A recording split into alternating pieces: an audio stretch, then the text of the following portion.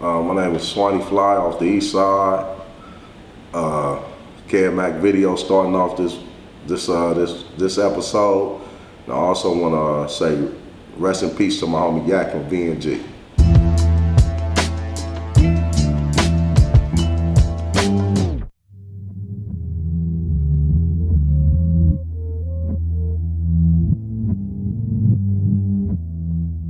Kev Mac video, you know this is for sure. Kev Mac video, open your soul, represent your ghetto, baby. Kev Mac video, you know this is for sure. Kev Mac video, open your soul, represent your ghetto, baby. For the dime moves and the lokes, for the 6-4s on spokes, for the OGs that did a dime, came back around on parole. For the homegirls with the scrap game. Lil' homies that gang bang, from Pelican Bay to YA, rearrange your mind frame. Yeah, I know what you been through. Shit, you had to go tend to. Your mama gave birth on the turf. I had a lot of, lifting weights, and I was on swole. They start calling me Big Miz. Kev Mac video, you know this is for sure. Kev Mac video, open your soul. This is represent your only ghetto, the beginning. baby.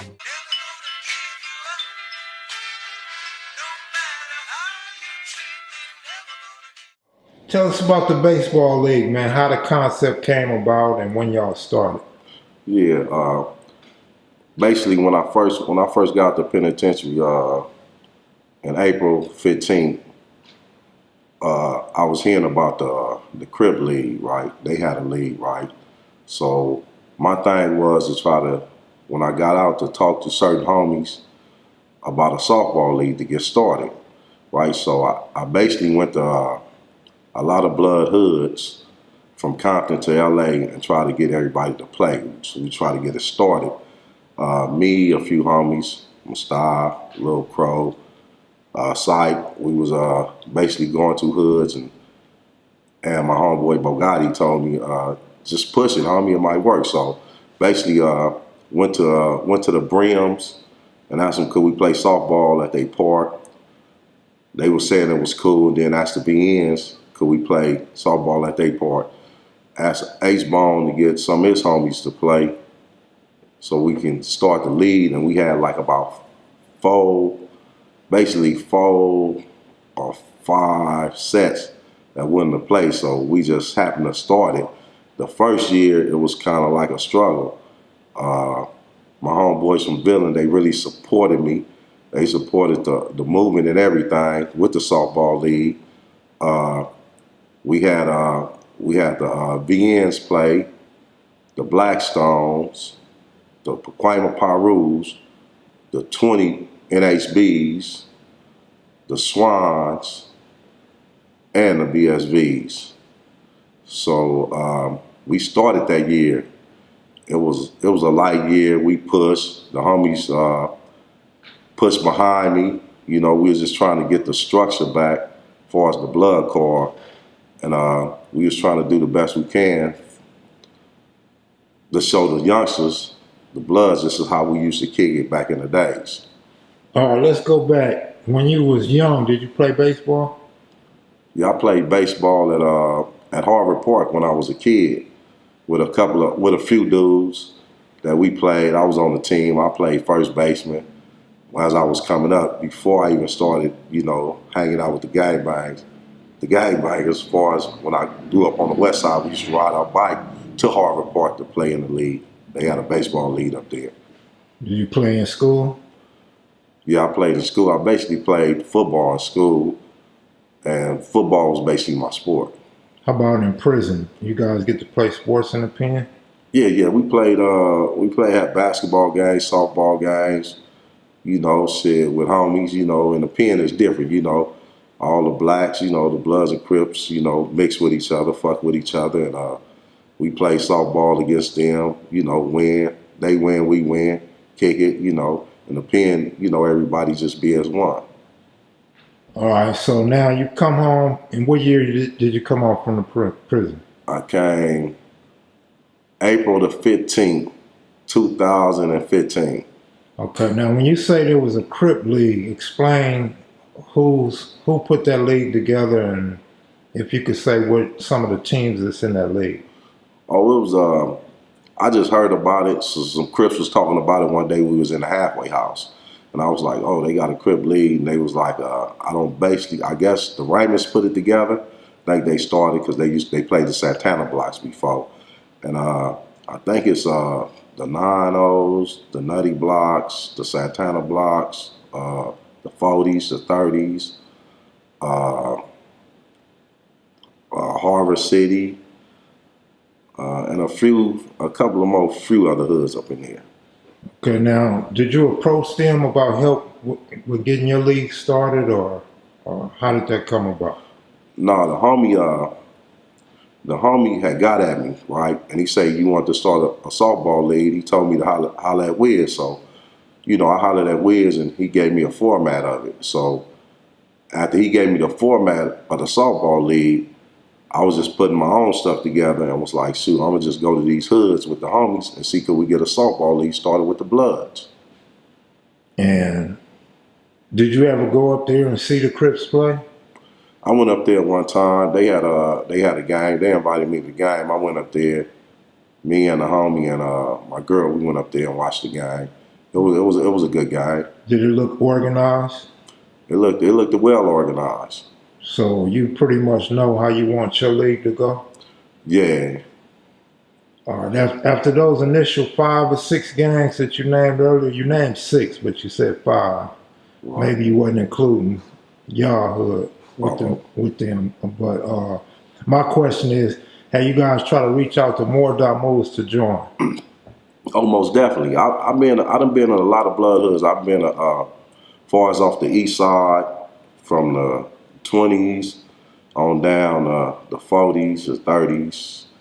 We talked, and I done been to Compton. I done talked to a few sets in Compton, the West Side, Fruitown, Campanella's, and a few other hoods, right? But far as getting all the bloods together, we try to take one step at a time, because mostly all these hoods, be beefing sometimes. So we just try to grow and let people know this how we grew up back in the days. In the 80s, a lot of bloods fucked with each other. It was nothing but blood love. We can go to I can go to a blood hood and go shoot dice by myself, any blood hood, and they gonna take care of me like I'm one of theirs, a family member. You know what I'm saying? So, with bloods on bloods, we didn't grow up like that. I'm not into killing no homie or trying to beef with a homie or beef with another blood set. I would never grown up like that. What does it take to actually get somebody to agree to join your league? And if you could tell me, what are some of the steps to ensure that there's no violence amongst the sets that's in the league? Well, we do have meetings, and to join the league, we ask the homies, could you control your homies? It's been going on 3 years, just the 4th year coming up. We haven't had no incidents, and for you to do that, we got to know that a person is sincere to join the league. That you got to have control of your homies. None of this, fuck you, man, fuck these niggas. We ain't going for that. We just trying to show the homies how we used to hang around and have some fun for the young homies, so they won't be in the streets, going to jail or getting popped on, or they catch a case behind some bullshit. Let's show them how to have fun every summer and keep the homies out the street and try to keep them out of jail and try to let them be proactive. Okay, that's what I wanted to ask you. Who's the target audience for the league?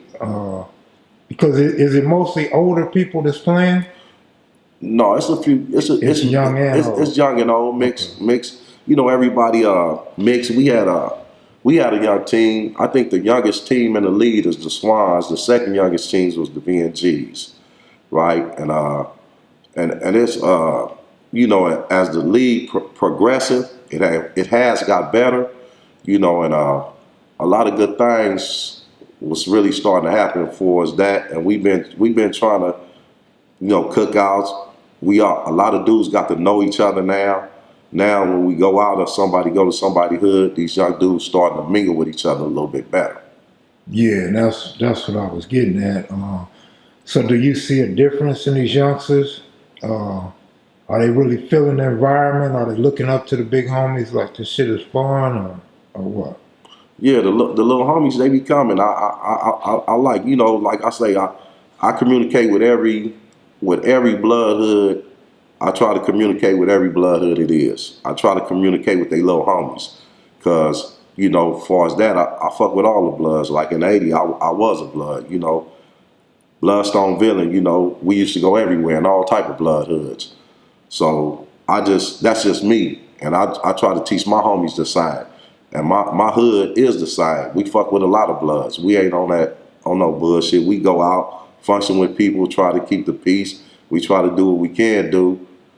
We try to do what we can do to let everybody know that we still real bloods. How important is it that the Damos and Crips, you know, start peace movements and put the bullshit behind us? Well, as long as you got gangs, as long as you got people that grew up with people that got killed, as long as you have people feel they have enemies, it'll be real hard. You know, like a tragedy like '92. I wasn't out here when the '92 riots started. A tragedy had to happen for dudes to come together, and that's sad. For us black men as people, it got to always be a tragedy. So just say, for instance, like you got this coronavirus going on. Just say, for instance, if it was an earthquake in South Central California and people died, houses crumbled, it would have to take a tragedy for as black men to come together and fella realize, dang, man, this happened. We need to be more peaceful with each other, man, and start loving each other as black men. Yeah, it's the same way in prison too. We won't get along for shit, and then a racial riot jump or something jump with the police, and we all come together. Yeah, and that's sad. It got to happen. That's sad. That's got to happen. Like me, I got Crip friends. You know what I'm saying? And I fuck with them. You know what I'm saying? As on some man time. You know what I'm saying? As man time. Everybody got Crip friends. Even young bloods got Crip friends. Young Crips got blood friends. You know, and it's kind of sad that we've been warned like this for years, and it's gonna keep going. You can't really stop it because it's like a virus. It has grown. So if we can, only thing we can do is try to slow it down and try to have understanding with each other hoods and try to make the best out of everything. All right, within the league, can you tell me who the champions are for the last, 4 seasons? Last 3 seasons. Last 3 seasons. Who are the champions? The Blackstones won back to back. They won 2017, 18. We won 2019. We finally won a championship, but we was in all 3 championships, and then we finally won. We had beat the Campanellas and the West Sides. Campanella and West Side play together? Yeah. Okay. They play together. They're from the same area, basically, right? Yeah. So tell me some of the fun things about the league. You know, on Sundays it's fun because we all get to communicate with each other. They get to cook. The little homies get to mingle with each other. You know, the females out. You know, and all the homies come from different areas to come. You know, it was, to me, it was a blessing to see 200 bloods. I ain't seen 200 bloods together like that in a long time. Sometimes you might see 150. It be so fun. The games be so fun that the homies they want to play year round.